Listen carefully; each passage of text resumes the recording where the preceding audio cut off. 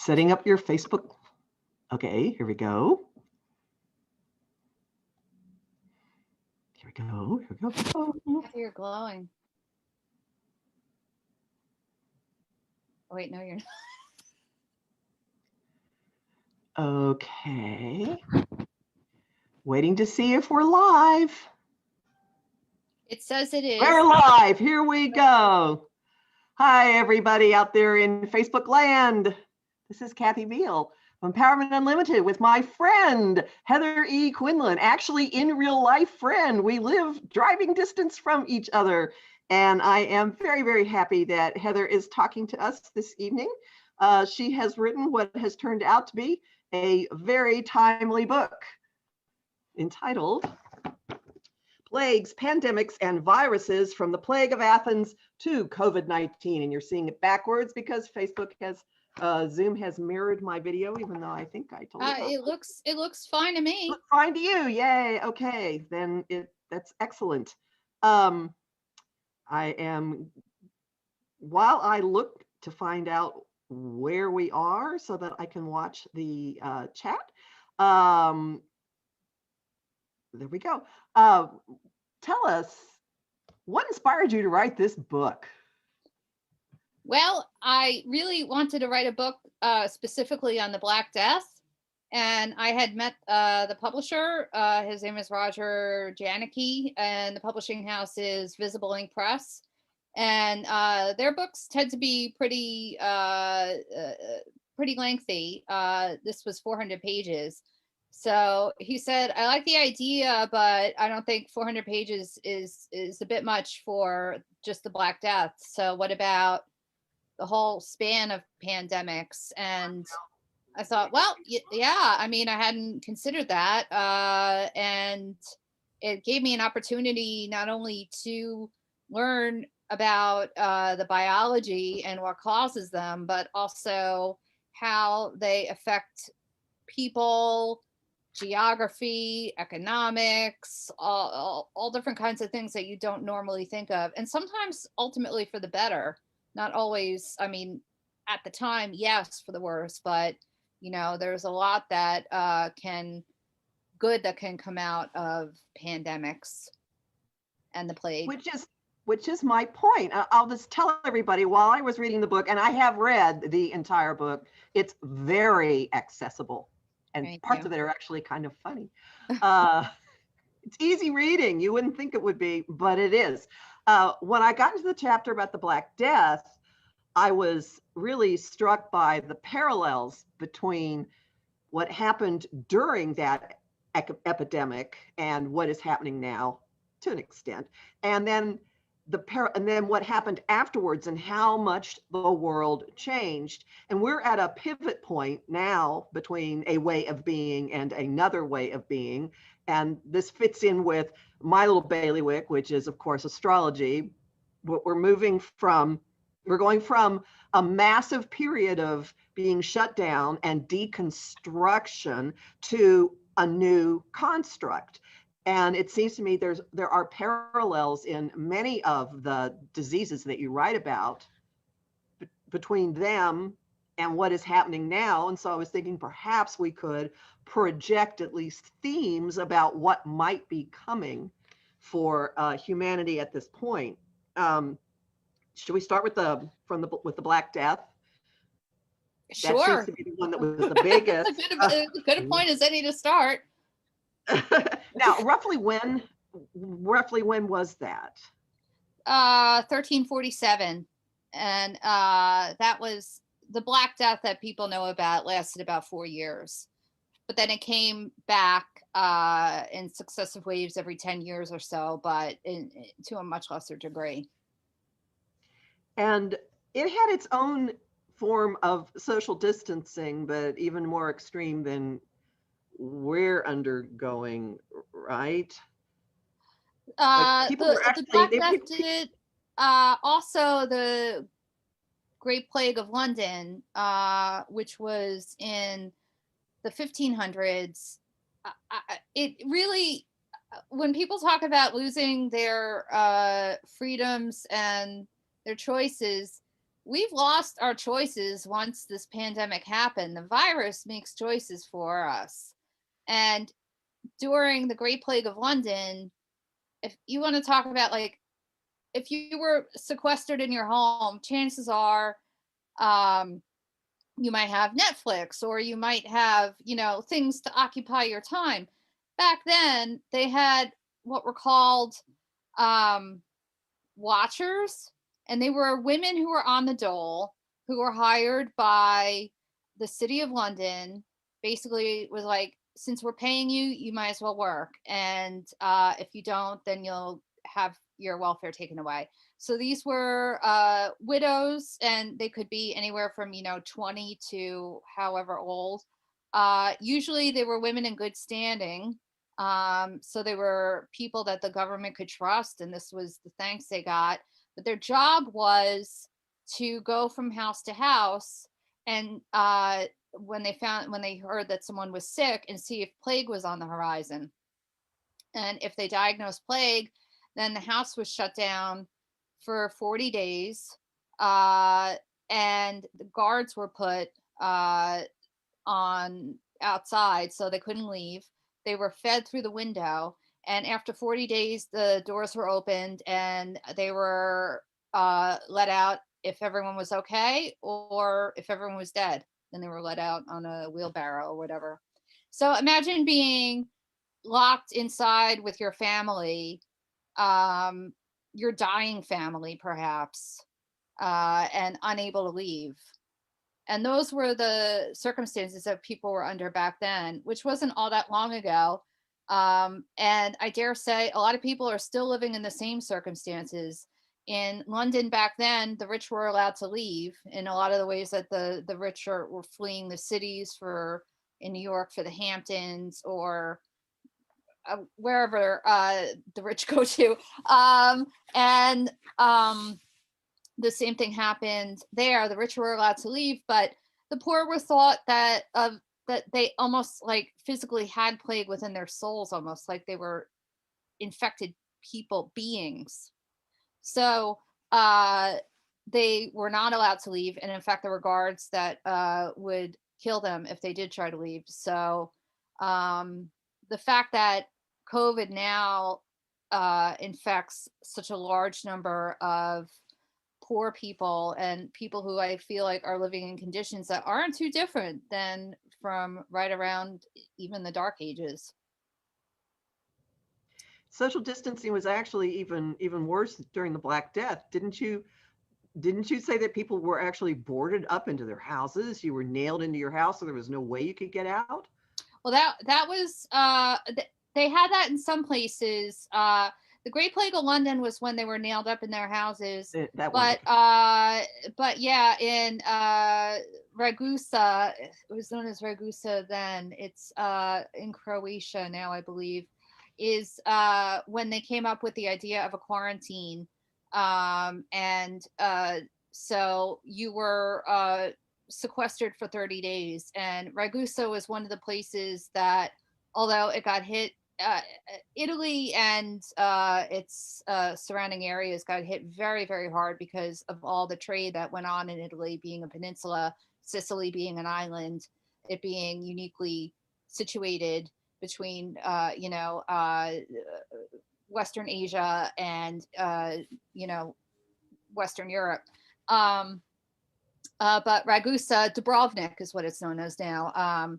They were able to really ride out the plague because they did take part in this quarantining, and people really, as a whole, in a lot of places, followed the instructions because they didn't want to spread disease. They didn't exactly know how it was spread.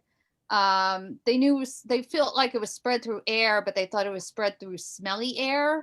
It's known as miasma. So, people who worked in smelly jobs, for instance, like fat rendering or grave diggers or something like that, were thought to be, much more at risk. But they did know that there was some way that it was communicative. They just weren't exactly sure how. But given the lack of technology they had back then. The microscope wasn't really invented until around 1700. That they were pretty sharp people in that respect. Um, I noticed that there are certain threads or common themes in responses, and one of them is distancing or quarantining. Um, that public gatherings, theaters, universities, pubs, things like that were shut down during the plagues of London and during the Spanish flu, 1918 and 1919. At least in DC, there were also shutdowns of certain types of clusters where people would go. According to your book, schools, colleges closed, Congress and the Supreme Court closed. Um, weren't there some changes in how food would get distributed? Changes in how food would get distributed For during the example, in any of these, for example, during the Black Death, wasn't there in Italy, during the plague, wasn't there in Italy a trend where, I don't know if it was a tavern owner or what you would call it, would actually cut little holes in the wall to sell wine and push it out the holes? And I understand on like some morning show recently showed that these are now being used again to sell wine in Italy. Well, Italy never let an Italian be stopped from selling wine. I think when it came to the Black Death, a lot of things were shut down because everyone died. I mean, that was the reason for that. There were basically three forms of plague that you can get. Bubonic, and if you got bubonic, you had a small chance of surviving. Pneumonic, which you were going to die from, and septicemic, which you were really going to die from. So chances are you were going to die. So all these different places, the structures collapsed. In some places, like Florence, for instance, that prided itself on, well, first of all, it had it was built on banking, so it was a very wealthy city, obviously, but it also prided itself on its arts, and it had all these guilds, which were essentially unions for artisans to belong to, and they put a lot of money into rejuvenating their city after they were hit really hard by plague, but they recognized the need for people in the city, for people to come in. So they used their money to incentivize people to move to Florence. They also used the money to give women of marriageable age an attractive dowry so that they could literally repopulate the city. And so things like that happened. When the Black Death occurred, it hit Western Europe largely. It started in the Far East, and it went through the trade routes. It went through the Silk Road, which was a famous trade route that went from the Far East through the Middle East and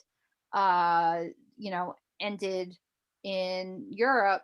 And so some of the plague stretched through this Silk Road, but it really hit hard in Western Europe.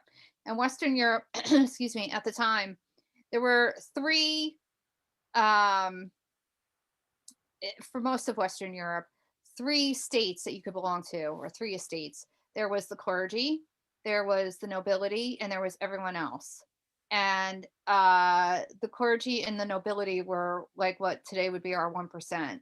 And everyone else were the people who worked the land, had, blacksmiths, those kinds of jobs. What happened was after the Black Death was over and the few people who were still left standing, there was still nobility. They now had fewer people to work the land. So those who were still available to work the land for them and to make a profit for them by growing food and so that they could sell it, there were far fewer people. So these people were like, okay, I'll grow food for you if you pay me more. If you're the only blacksmith within 100 miles now, because all the other ones are dead, they're like, okay, well, I'll shoe your horses if you pay me more. So all of a sudden, these people who never had any chance, these were not estates that you could move back and forth through. If you were poor, you were poor, and that was it. You just had to, hope for, after you die, you go to heaven. That's what, helped you go on. Um, and that's another thing that the Black Death changed, was the idea of the church. But yeah, I want to get to that. But yeah, you're talking about there's an economic restructuring that occurred. there was suddenly a middle class. There was suddenly a group of people who had money, and not only that, had disposable money that they could then spend on things like art, and food, and things that they could never spend it on, and thus began the Renaissance. So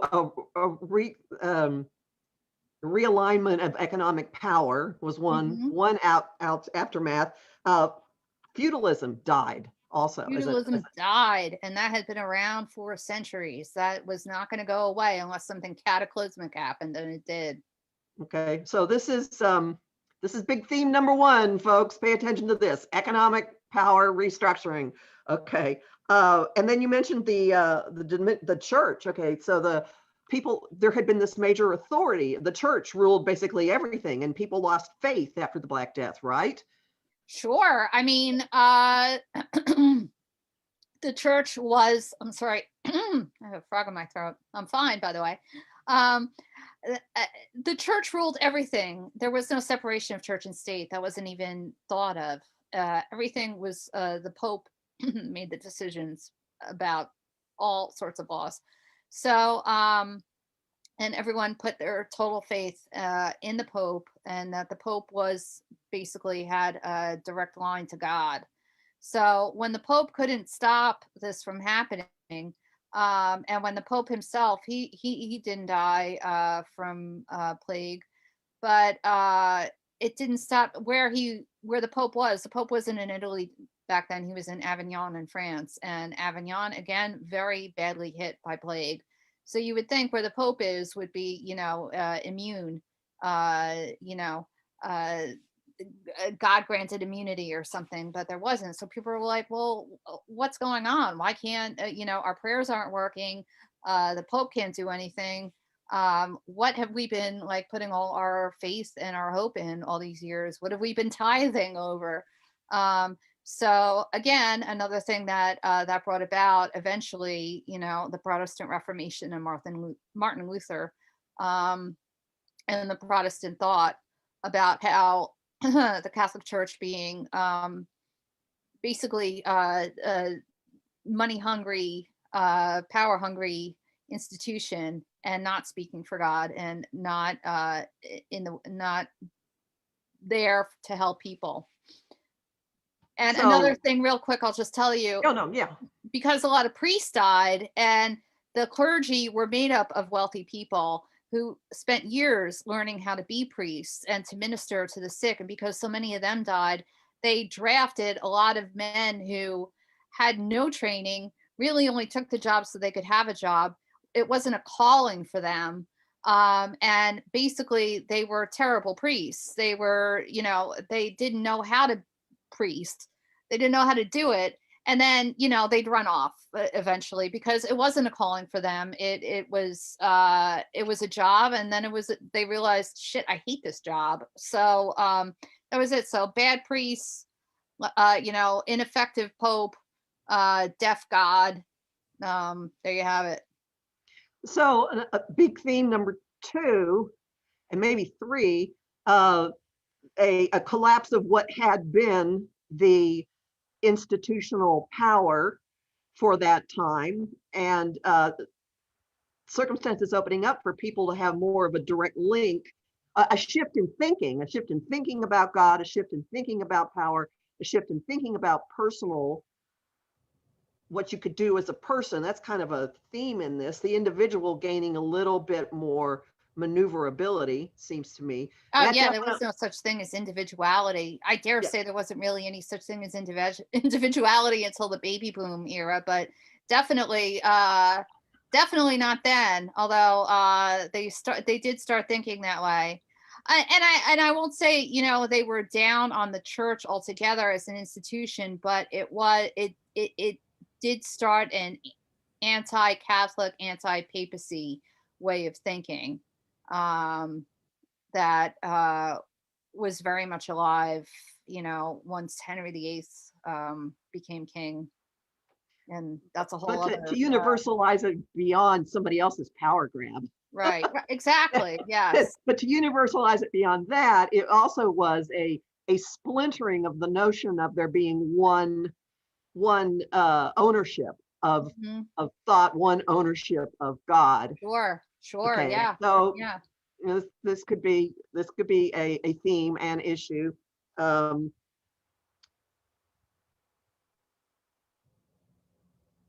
the role of healthcare, that's a change. Something in everything I read, the role of medicine and healthcare went through evolutionary shifts in the plague. During the plague years, the role of the hospital changed, right? Well, there weren't,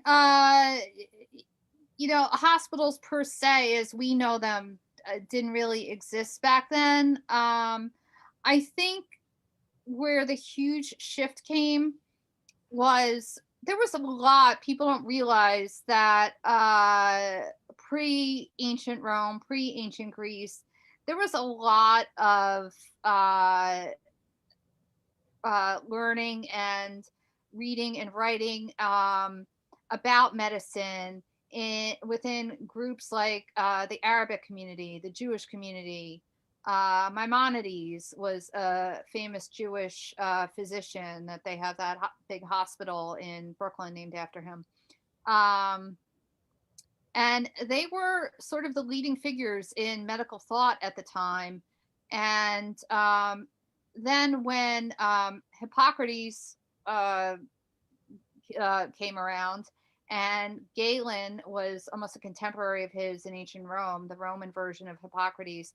Um, they launched a new wave of medical thought, which had to do with what we would hear about in history school as, the humors of, you had these four humors that were within your body, and they had to be balanced. And if they were out of balance, then that is what made you sick. And that's what led to the bleeding. They were always big on bleeding people.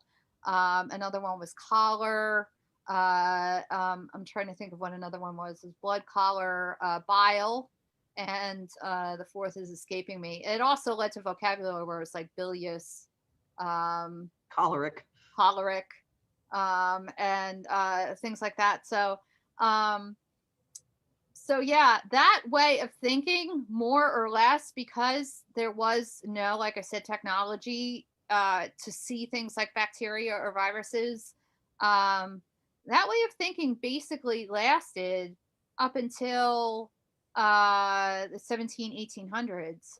So we were using a medical structure, laws, rules, some of which worked, some of which didn't, but that were 1,000 years old, and they didn't really have the ability uh, to go beyond that. They could only go so far with what they had, um, and things like observing a patient, learning from a patient, were things that evolved too over the years. But yeah, it would be like us using the same medical knowledge as people did during the Battle of Hastings. So that's what you're talking about when you're talking about um, how healthcare changed. Well, it took a long time, not through any stupidity of people, but just it took a long time to develop this machinery combined with the way of thinking that led to the medicine today as we know it. So I the saw gear 1,000 shifts. years of the same processes, more or less, until you get to the era of Pasteur And hand washing, which and comes hand back to washing. things. Yes. But I do have something to say yeah. about hand washing. Okay. The Jewish community was what's the word? During the Black Death, a lot of people blame the Black Death on Jews, and there were several reasons for this. One, because the Jewish community were always outsiders, so people are always suspicious of outsiders. Two, the Jewish people were involved in loans, and a lot of people owed a lot of Jewish merchants money. So it would be easier to kill them rather than pay it back. And three, Jewish law stated that you had to wash your hands after every time you used the bathroom. So they were more hygienic than non Jews and less likely to get sick from plague. And so these three things put together led to a large number of massacring of Jewish communities throughout Europe. It's, the same story told over and over again. This is exactly one of them. So, yeah, it just goes to show, too, hand washing is good for not spreading disease, bad for keeping people from being suspicious of you, I guess. I don't know, especially in the 1300s. One thing I noticed that I traced out in your telling of these various epidemics, I did see gear shifts in the approach to healing. It seemed that one of the aftermaths of the Black Death was to actually look at healing rather than just parking somebody in a place. You talk about a charity home giving way to actually having a place of healing. So that seemed to be one. And there was a change in the approach to medicine during the plagues of London, seemed to me, and that the Spanish flu of 1918 to 1919, that area seemed to push for or spur on the development of public health systems in ways that hadn't happened before in the US or actually around the world? There were a couple things that brought about changes in the public health system. One is when there was a cholera outbreak in London in, I believe, the 1700s. And a man named John Snow, of all things, was able to track down the cholera outbreak to a single water pipe in one corner of London. And people didn't believe him because they still had that belief that disease was carried through bad air. And so they felt like people who, again, grave diggers were more likely to get sick than the average person. But the grave diggers in that area were using water from another pump, so they actually weren't getting sick. Even so, people, once they get an idea in their head, it's very hard to get people to change that way of thinking. And what John Snow said is that there is there is fecal matter in the water that people are drinking. And people back then were essentially like, ew, that's disgusting. I don't want to know about it, you sick weirdo. And John Snow is like, well, you don't have to believe it, but it's true. And it was true. And it basically came down to a woman had used the water pump to clean her baby's diaper, and that matter had gotten the bacteria from that had infected essentially that water pipe. And so every year they have like a big Jon Snow water pipe festival where they celebrate the changing of the water pipe for them. So that's one instance where public health was changed, that these things were checked and made sure that they were clean, that people realized that learned that it was bacteria, not miasma. The Spanish flu is interesting in that it's very similar in a lot of ways to what we're going through right now. First of all, a lot of people call this the Chinese flu. Well, it does seem that it did originate in China, but I mean, you can call it whatever you want. Again, the virus doesn't care. The Spanish flu had nothing to do with Spain, just as we've learned that Hilaria Baldwin had nothing to do with Spain. The Spanish flu was was only given that name because World War I was happening at the same time. The American press, as well as the other press from other countries that were involved in World War I, were embargoed and not allowed to write about the flu, but Spain was neutral. And so Spain did publicize stories about the flu, or did write about the flu. Their king even caught the flu, although he survived. As a thank you, the flu was given the name the Spanish flu. Again, a certain amount of otherness, exoticness to Spain, that made this illness seem sort of foreign and different, and whereas it might have actually started in Kansas. We're not really sure where it began. It did travel like wildfire through these different military bases, because you had a lot of men who were coming from different parts of the country, some of whom, had never really left their hometown. And they were coming together in these bases, these army bases or military bases. And so it's already sort of a petri dish of germ exchange, almost like kindergarten. But then, add a rampant, extremely deadly flu on top of that, bring these men overseas, where again, they're coming across even other men who they would never, ever have. I might have come across some of these men in America, but definitely not in Germany or wherever the fighting was taking place. So you had a major explosion of this illness that nobody wanted to talk about, most of all the president, Woodrow Wilson, because he ran for re-election on the platform that he wasn't going to send our boys overseas, and that's precisely what he did. So in order to get people's buy-in for doing that, he did not want to hear about it. Sort of like Trump. It's like, if I don't talk about it, it'll go away. If I don't, la la la la la la la. And like Trump, Wilson himself got the flu as well, and it affected a lot of what he came up with for how to deal with Germany after World War One.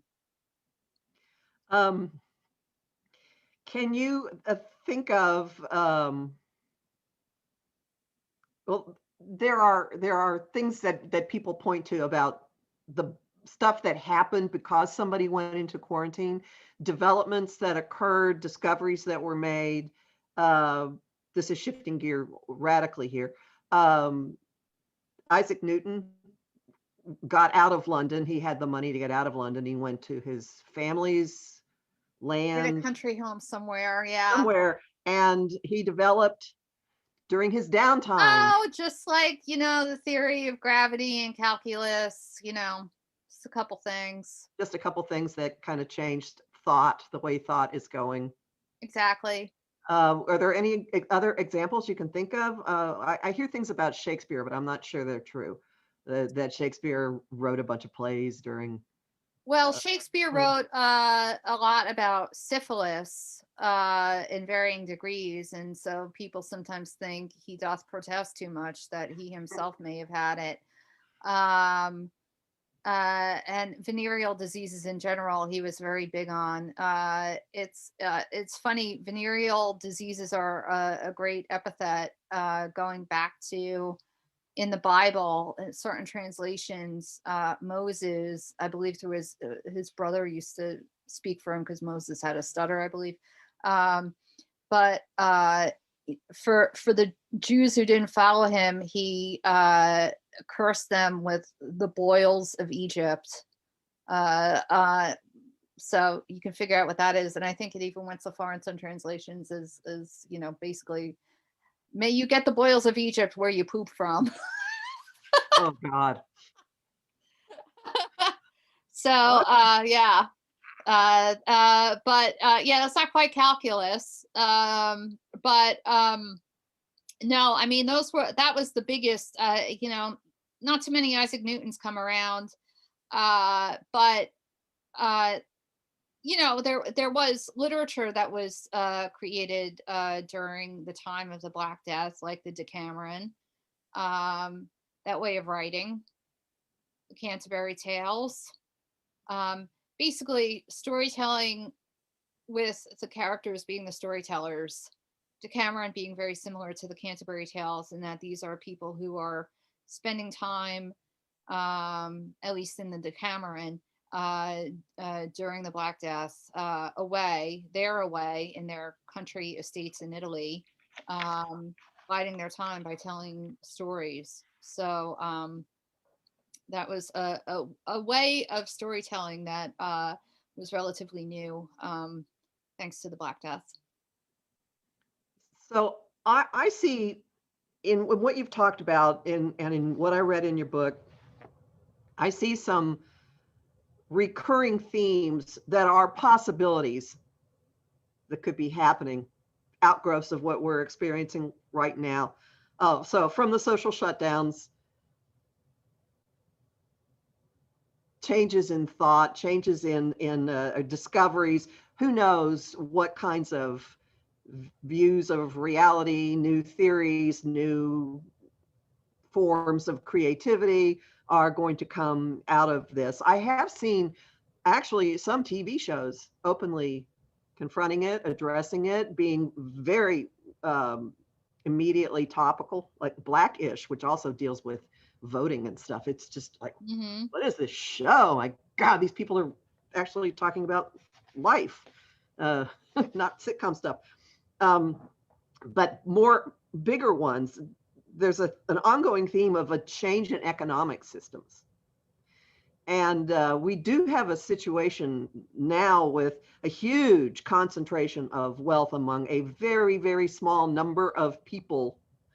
And then the businesses going out of business, long-standing ways of doing things just collapsing. We don't know what's going to happen to theater, to film, to museums, to public education, universities, funding issues, but massive commercial chains going bankrupt, going out of business, things that have been in our tapestry of reality for a long, long, long time. So I would seem to me that big shifts in, if not distribution of wealth, at least opportunity for creating it could be growing out of this. And I will say that astrologically, we have stuff coming up that tracks to the time of the New Deal. Wow. So that's interesting parallel happening here. So who knows where that is going to go. Big changes. So another big theme, changes in attitude about authority, in the way you think about authority. So that leading to the Reformation, the breakdown of the church structure. Who knows where that's going in this world. We certainly see a lot of differing opinions in that front right now. And then changes in the approach to medicine and public health. Well, this pandemic has outpaced the ability of the health system to deal with it, at least at first. So I would think that it's very probable, based on what has gone before, that will be another theme of what's coming. Well, going back to what you said about economics, I find it extremely distressing, to say the least, how little anyone was prepared for something like this. I feel like, and it's not just America, but we do have a certain uniqueness in our view of ourselves in relation to the rest of the world, by virtue of where we are. And we are still isolated in a lot of ways from a lot of the rest of the world. I blame the fact that we only get 2 weeks of vacation a year usually, and most of that is spent, going to Disney World or having to take it around the holidays. And so we don't really get the opportunity to explore a lot of what's out there. But I can say from an American perspective, and I know this isn't just America, but this is my country, so I can speak more cogently about it. People who are railing against authority and want to keep their businesses open and seem to be throwing these tantrums and hissy fits or whatnot, I don't blame them. They're losing their livelihood. And when you lose your livelihood, chances are you are going to be very afraid. And when people get afraid, a lot of times they get violent, they lash out. And what I do blame is the fact that there are no checks and balances in place to take care of people if something catastrophic happened, to help them out, to bail them out. I know we had those loans earlier this year, but the way that this country has evolved is, yes, a huge amount of money is concentrated with a small number of people who are not in any position or not going to give it up. And so you then do have not only the mom and pop stores and the restaurants and the theaters and all that falling, by the wayside, but also you do have, companies that, or organizations, whatever, that are going out of business that you never would have imagined, like I don't know, JC Penney, all the and all these stores, all these big stores closing down, Pier 1. Who the hell knows what's going to happen with Macy's eventually, things like that. So my uncle was the mayor of New Fairfield, Connecticut for several years. It's a small town, Western Connecticut on the border of New York State. And even they had a pandemic playbook. As narrow as New Fairfield, Connecticut, they had a pandemic playbook that you do this, this, this, and this if a pandemic should happen. It's almost like, if in case of fire, break glass, whatever, that kind of thing. For whatever reason, now my uncle was not mayor during COVID, but all these playbooks were not followed, whether they were not followed because of we lack strong leadership or they were out of date, or I don't know what the reason is. The lack of strong leadership that we have now is leading to all this fear, and the fear leads to violence, and the violence leads to the looting. It leads to the protests. It leads to the spread of the disease. It leads to people not wanting to, when polio was, I don't know what the phrase is. When polio was rampaging through, like, say, America, and you had the March of Dimes and you had images of little kids on crutches, of course, you're going to get people's buy-in for that, because who wants to watch little kids suffer? But in the case of COVID, people are losing their livelihood and they're losing their jobs, and they're not getting the money that they need, that this country has to give them, but for whatever reason, it cannot get its act together to do so. And also, the wrong people are dying. It's the old and it's the poor. And it's respiratory disease, it's not getting you in the schwanz. It's not getting you, where it could hurt. Hot babes are not dying.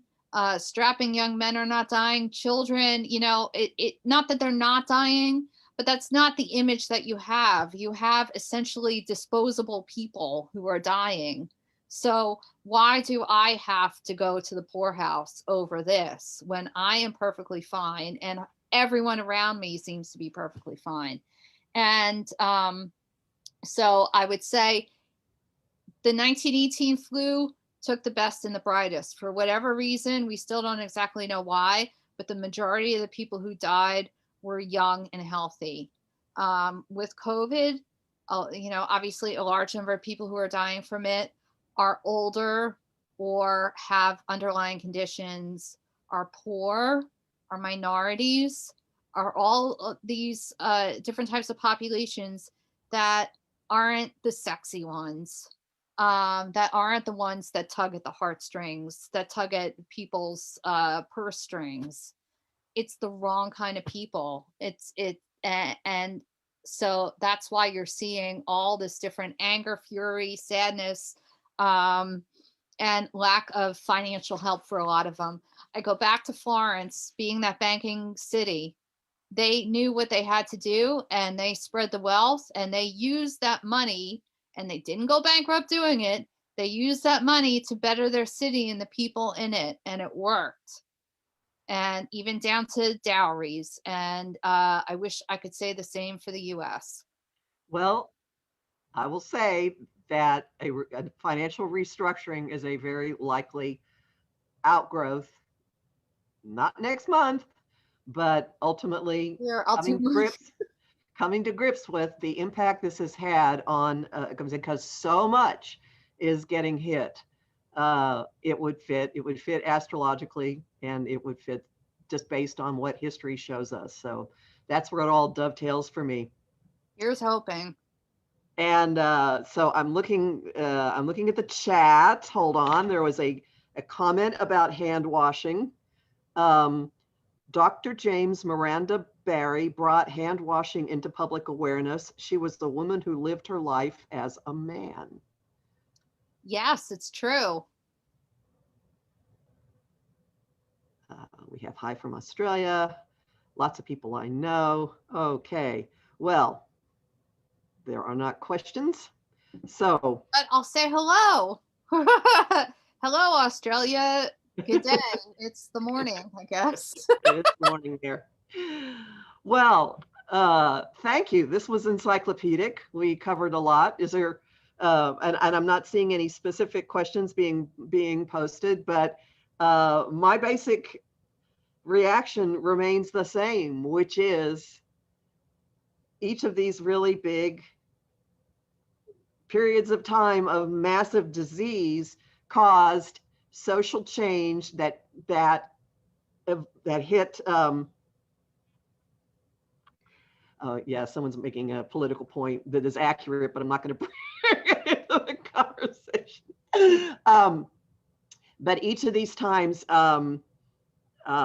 had developments during the illnesses that led to intellectual growth or rebirth or revitalization, and then the periods afterwards led to changes in how we deal with disease and also with economic and power restructuring. Well, there's the old saying, if nothing changes, nothing changes. And that's just the way people are.